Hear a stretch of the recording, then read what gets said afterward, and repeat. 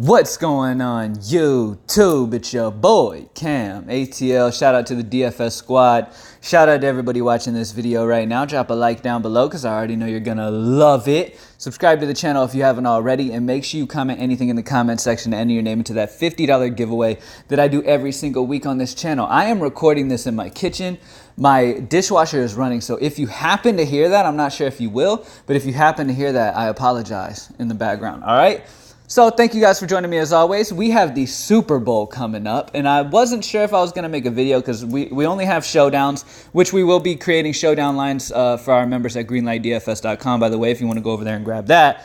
But either way, I just wanted to talk. I'm not going to give like a high five or any type of thing. We're just going to go through and talk about the options that we have on this Super Bowl slate, all right? Comment down below who you think's gonna win. Just put your team that you're going for down below in the comment section. I know there's Cowboy fans who are imagining as if they're in it and stuff like that. Don't put a team that's not, don't put the Cowboys because y'all did not make it, all right? Just accept it and move on, all right? Everybody who didn't make it, accept it and move on, all right? Only Kansas City or San Francisco. All right, and let me know who you think is going to win down in the comments section. My personal opinion is Kansas City, okay? I mean, that's just my personal opinion on who I think is going to win. I think it's time for Mahomes to get it, and I want Mahomes to get it, period. It's just who I want to win. So that's who I'm going with. Comment down below who you think is going to win this Super Bowl, all right? Super excited about it. Let's go ahead and get straight into it. Like I said, we're going to go through it,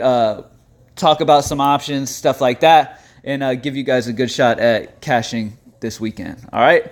So starting off, let's look at the captain options. We got Patrick Mahomes is 18.9, which is incredibly expensive, okay? He is way up there. Now, his ownership is probably going to be extremely high because a lot of people pretty much figure Kansas City. I mean, there's a lot of people. It's leaning towards Kansas City winning and Mahomes having a good game. But San Francisco's defense is very, very solid. Their secondary is good. Their run game is good. You know who really sticks out to me at captain, honestly, is either Jimmy Garoppolo or Mostert.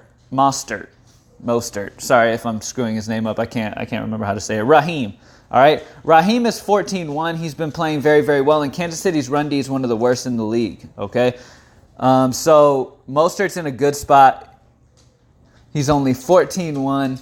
Another guy that's a good price, like I said, Jimmy Garoppolo at 12K. Now, if Kansas City does get up, Garoppolo's going to be throwing a lot. It seems a little ridiculous to me that Garoppolo is 6.9 thousand less than Mahomes. That is a huge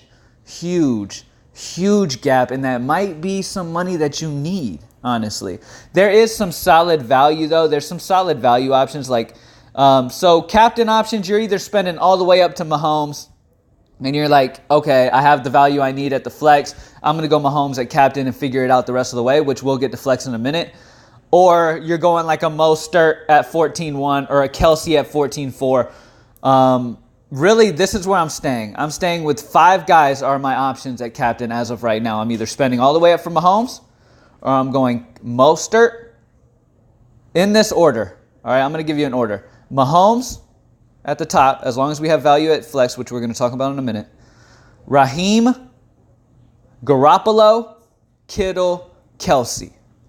All right, those 5 guys are guys that I'm very interested in at the captain spot. You can even be a little sneaky with it if you want to spend down more and go Emmanuel Sanders, who seems way too cheap. I'll talk about him a little more in a second, but 7.8 at captain's pretty damn cheap. And like I said, KC, I'm expecting to win this game. So if KC's high-powered offense can get up on San Fran, that's going to force Emmanuel Sanders to get a lot of targets in the pass game. And that's another reason I like Garoppolo as well. All right, so those are the main guys that I'm looking at for captain. All right, for flex, now obviously, let me remind you as well, if you do go Mahomes at captain, make sure you pair him with a receiver at flex, okay? Don't just leave him by himself. Pair him up with a receiver, okay? The only time you might leave a guy by himself is if you think maybe it's going to get out of hand and they're going to use more of the run game or something once he gets them up, type of thing. All right, but I think this game should stay fairly close. It shouldn't get too crazy. All right, now, at the flex spot, if you want to put Mahomes at flex, you're going to have to pay 12.6. when it comes to value, let's talk about value because that's one of the important parts. You really want to take advantage of some of the value we got. Jimmy Garoppolo, man, he just seems too cheap on this slate, and I think really there's a very good chance that no matter what, I have exposure to Garoppolo. He's $8K at the flex. He's 12 at captain. He just seems too cheap. You need to have a part of him at least somewhere, whether it's flex. Like if you go Mahomes at captain, you need to run that back with Garoppolo type of thing in the flex at least, okay? So you do need, no matter what, to probably have Garoppolo at his price. Now, another guy that stuck out to me immediately was Emmanuel Sanders' price. Now, I told you a second ago I'm going to come back to him because he's 5'2 at the flex. The dude seems way too cheap, okay? Let's go ahead and go to him real quick. Now, he seems, sorry, I can't spell. He seems way too cheap. Now, I completely understand he's been struggling. He hasn't done much. I get it. He's been struggling. But at the end of the day, this is a vet. And this is the type of player that could really step up for a team in a Super Bowl situation. He seems too cheap, plain and simple. Emmanuel Sanders is definitely in play for us, okay? Another guy that I like, the tight ends. Kelsey's 9'6", but George Kittle. In what should be a game where San Francisco's going to have to throw to keep up. I think this could easily turn into a battle of the tight ends game. I'm not going to lie. Like, this could definitely turn into a battle of the tight ends. We got two top-notch tight ends, two of the best tight ends in the league in the Super Bowl. Kittle and Travis Kelce.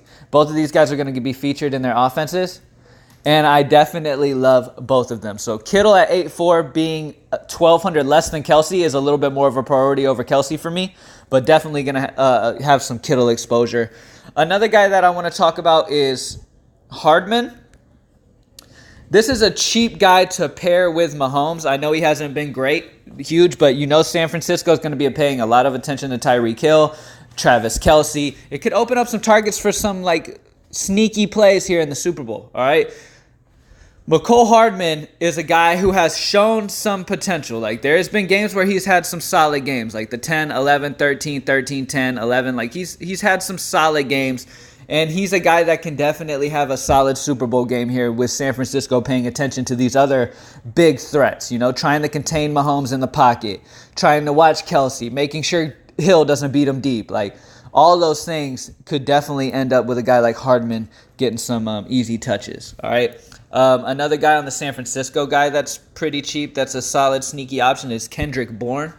Once again, the dude didn't look too great against Green Bay. But he's a guy that's shown potential, all right? And on this San Francisco team, the last guy they're paying attention to is Kendrick Bourne.